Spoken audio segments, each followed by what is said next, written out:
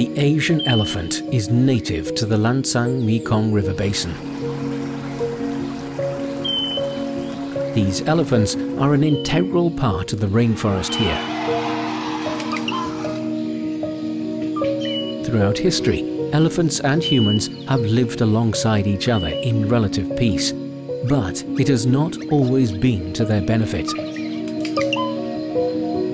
Today, there is a much greater concern given for their welfare and ensuring these majestic creatures can survive and flourish in their native lands.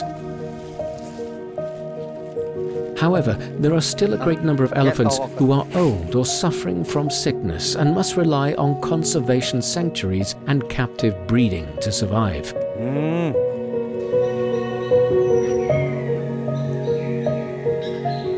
This is Chang Thai Heritage, an elephant conservation sanctuary near the city of Chiang Mai in northern Thailand. It was built by Pisut 5 years ago, who at that time had just taken in 2 adult elephants and one of their babies.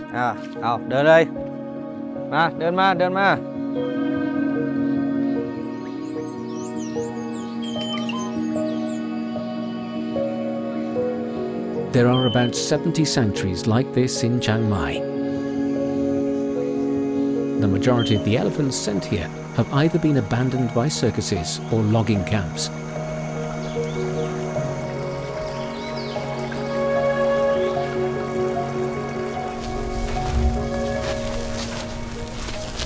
Pisut's 2 adult elephants are victims of the latter. Both became of little use to their masters after logging was banned in their regions. Luckily, the baby elephant didn't have to be separated from its mother. Every day, Pisut takes the elephants to the nearby river for a cool bath.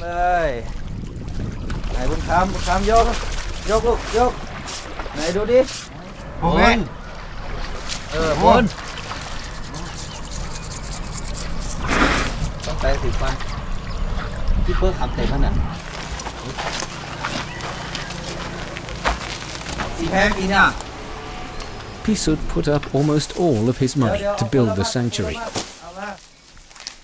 He hopes that by providing a comfortable and loving environment for his wards, they can cohabitate in a way that benefits everyone, including visitors.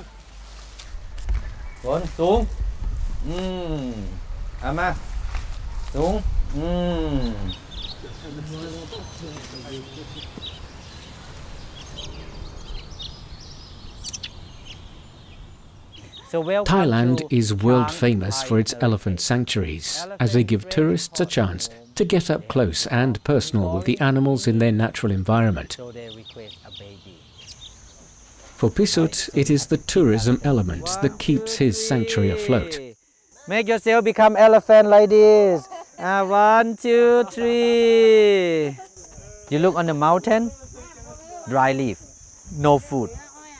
We get the food from them. Where the food come from? The farmer. Right? So we have to buy the food from them. We give the job to the local people. And then elephants have clean food, no chemical.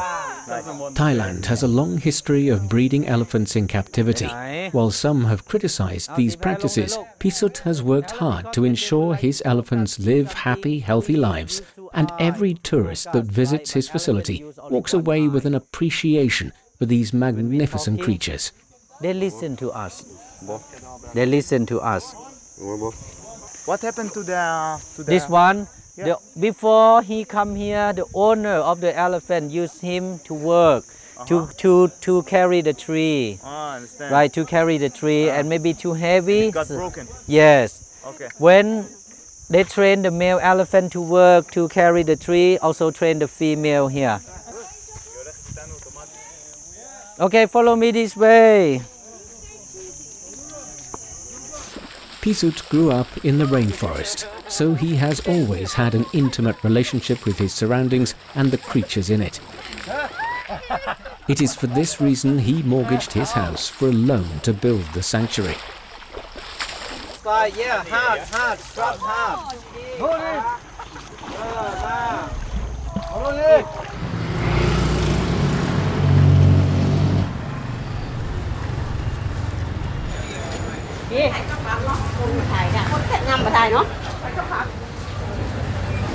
cóหัวน้อย4 โล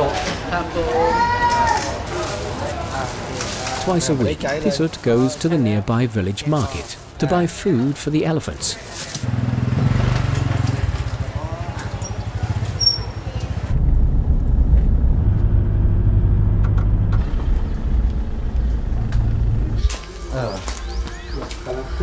Ông ý mà lời thắc 25 หัว 25 หัวเอาเป็นหัวมาเลยผมบ่เอาเป็นกิโลอย่างแห้งอิ่มเอาเนอะ มันได้ครับมันถ้าเกิน น้ำหนักเกินอ่ะ เล่นๆแต่จิ้มก่อนได้จับหางจิ้ม นี่432เดี๋ยวเข้าไปซื้อของอึครับนั่นวาง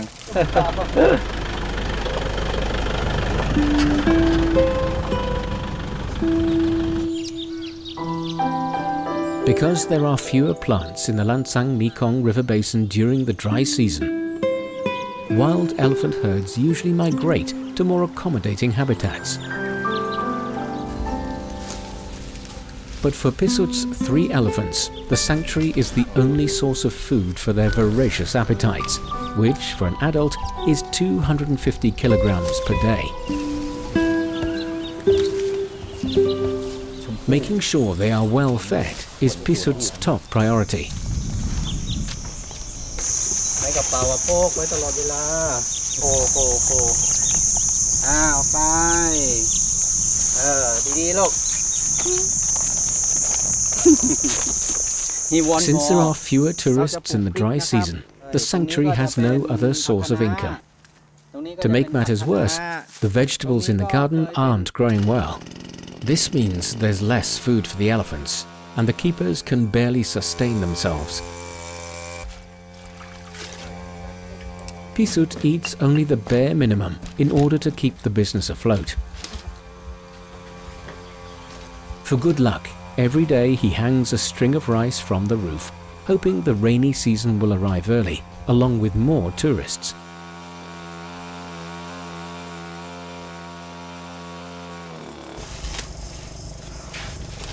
The drier climate has caused the river level to drop, and as a result, the elephants have been taking fewer baths.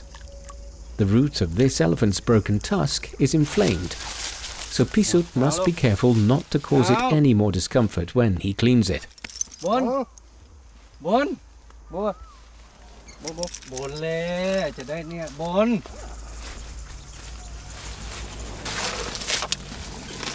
ข้างนี้ลงเป็นอย่างข้างยังแล้วนี่มันเป็นอย่างข้างยังเป็นข้างปูนข้างเดียวเอาไปเรียบร้อย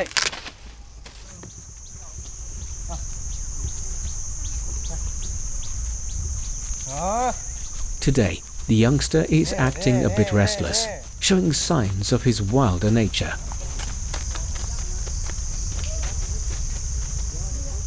The keepers try their best to stop him, but there's no stopping an elephant, no matter how small.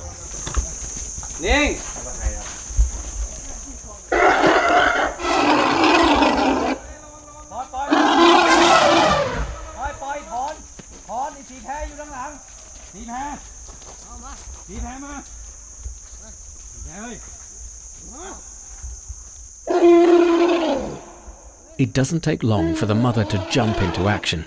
She follows him to the farthest reaches of the sanctuary, away from prying eyes.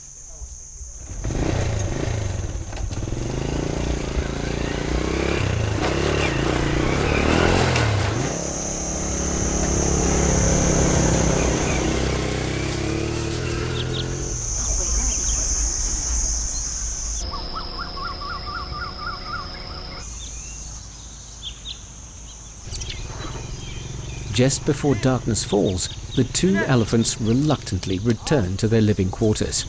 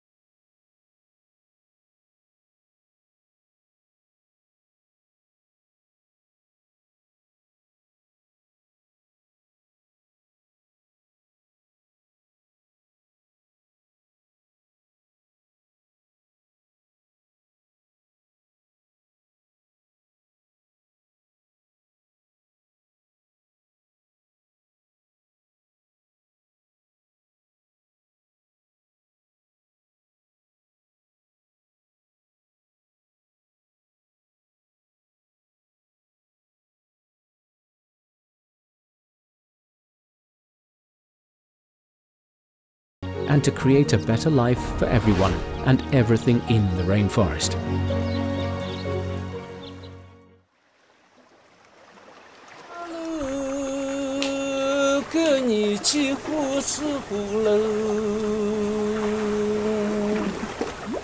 In Dali, Yunnan province, the quiet beauty of Changshan Mountain and Arhai Lake has attracted people from many of the surrounding regions. Whether they are tourists or those wishing to settle down here, their presence has had an unmistakable impact on the city.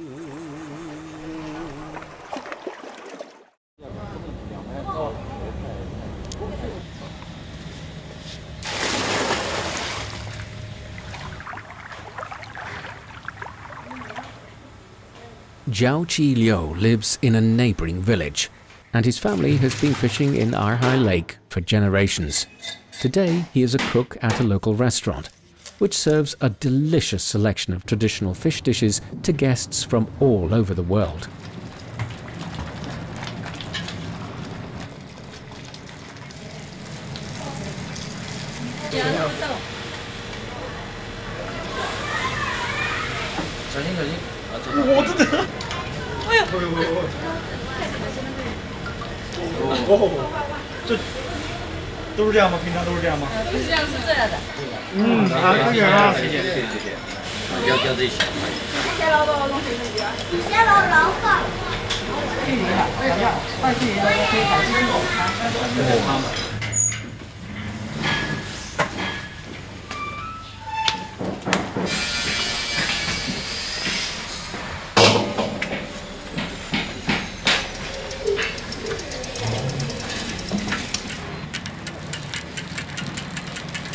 Despite being a small town, Shuanglang has become a popular destination for tourists and migrants.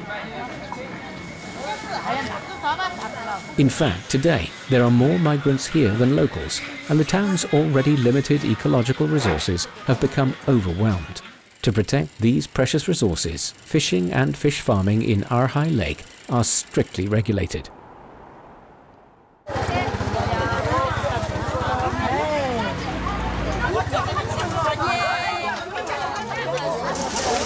Cage culture is now prohibited on the lake, so Jiao Chi Liu is unable to continue life as a fisherman. Instead, he visits the town market every day to buy from the local fishmongers. Fortunately, his experience tells him which fish are closest to the ones found in Arhai, so he is able to bring back those with the most authentic flavor.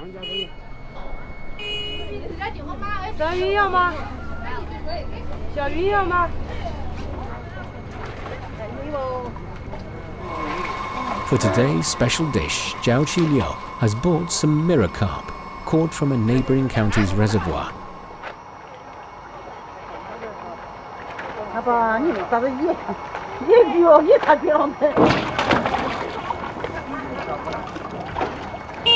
Though they are still alternatives, in his hands no one will ever know the difference.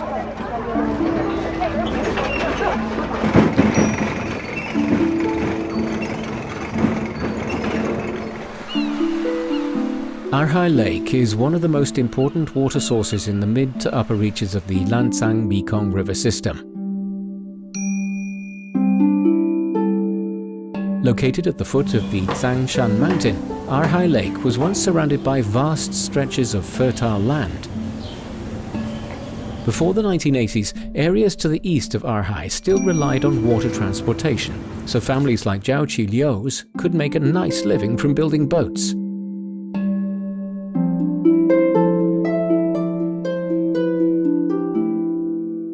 But as the fishery and agricultural industries changed over the years, many families turned to other, more profitable trades.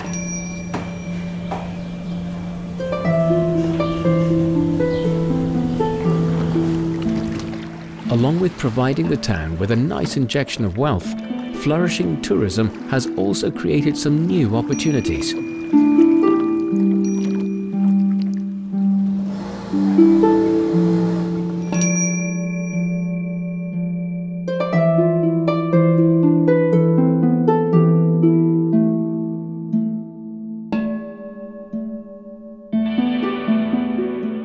It's late in the evening, But Zhao Qiuliu isn't quite ready to call it a day.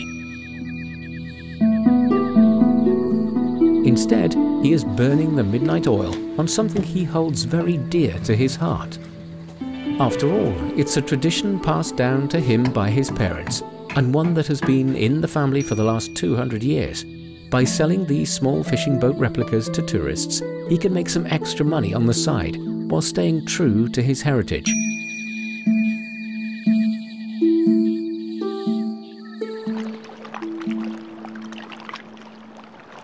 Recently, a number of sunken boats have been retrieved from the shoals of Arhai.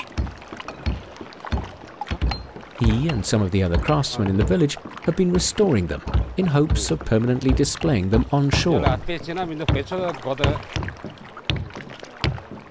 从小在海边长大，而且在船里面睡觉，感觉到特别舒服，感觉到小时候的那种，好像在摇篮里面睡觉一样。所以我特别思念以前我做过的那。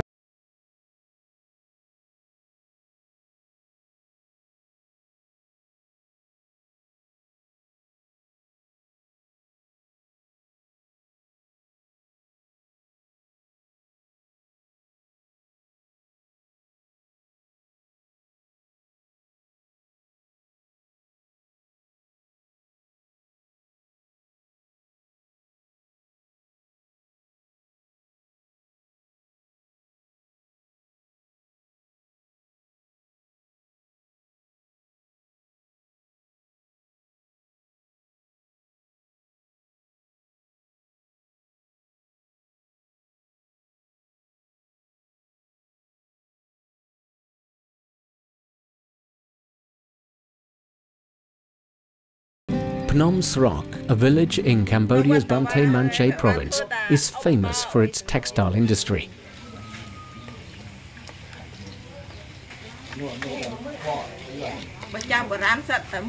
The silk spun from these golden cocoons is known as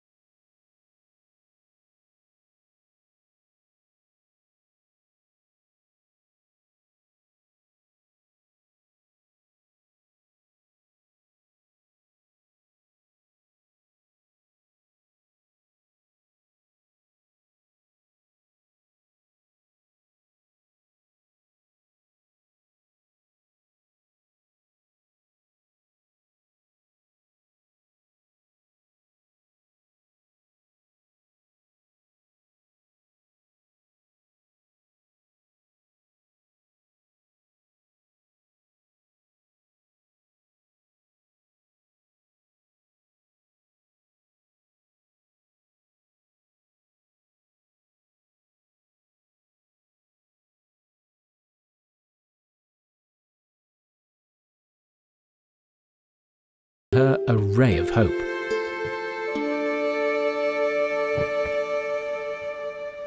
Saruan runs a store in the big city of Siem Reap, specializing in the wholesale of Cambodian silk and cotton fabrics. Her handmade silk fabrics are sold all over the world.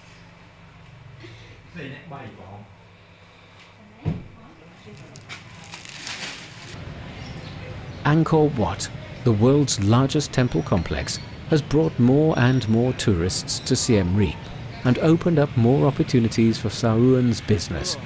But for it to really thrive, she still needs more people willing to return to her hometown and carry on the tradition. Saruan decided to join forces with Srey back home, setting up a cooperative in Srey's courtyard for women in the village interested in getting into the textile business. Now, with a growing network of sales channels, these traditional local textile skills are back in demand.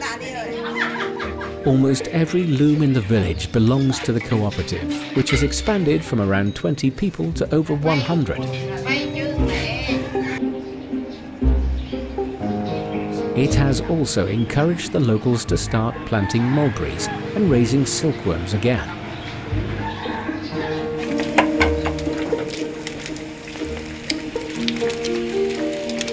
Srey and Saruan insist on dyeing their silk with locally produced natural dyes so their fabrics stand out from the rest.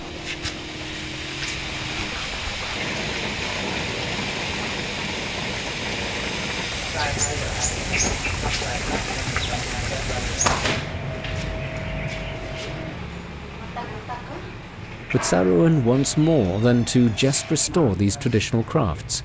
Having worked in sales for years, she knows the pros and cons of handmade products very well.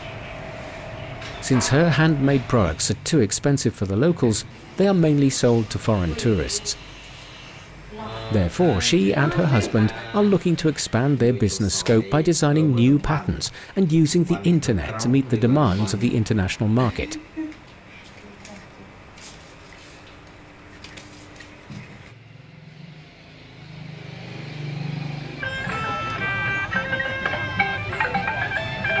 The history of Cambodian silk can be traced back to the 13th century, when silk products were only produced for the royal family.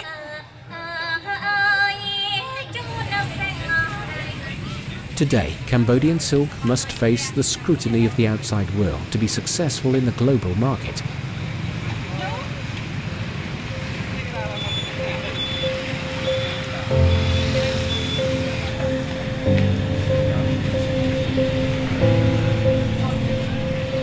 However, Saruan and Srey Mom believe they are following a trend and that their handmade Cambodian silk will survive long past their generation.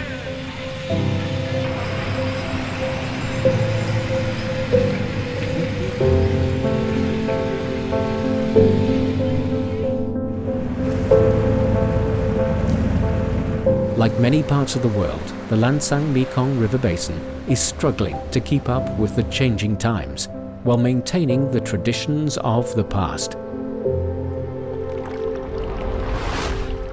But the people, like the river, are as resilient as ever. Some stick steadfast to their traditions, while others embrace change. And then there are those who are happy to strike a balance with the demands of the modern world and nature.